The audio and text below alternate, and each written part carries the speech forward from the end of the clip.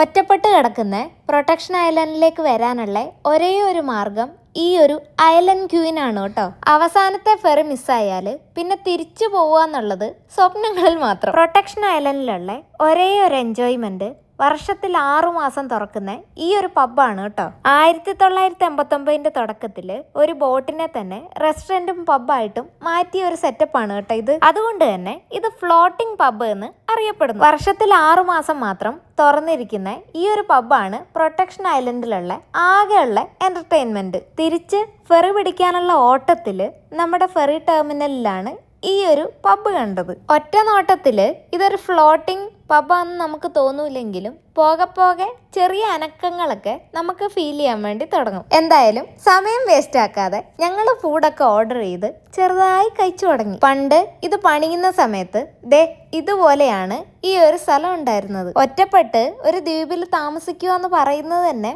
ബുദ്ധിമുട്ടുള്ള കാര്യം. അതിൻ്റെ ഇടയ്ക്ക് വർഷത്തിൽ കുറച്ച് മാസം മാത്രം തുറക്കുന്ന ഒരു റെസ്റ്റോറൻറ്റും ഇന്ന് കണ്ട കാഴ്ചകളും പരിചയപ്പെട്ട ആൾക്കാരും ഉണ്ടായ ഇൻസിഡൻസ് ഒക്കെ ഭയങ്കര വ്യത്യാസമുള്ളതായിരുന്നു. ഫാൻസി അല്ലാത്ത കാനഡയുടെ മറ്റൊരു മുഖം കാണാൻ വേണ്ടിയിട്ട് ഇന്ന് പറ്റി.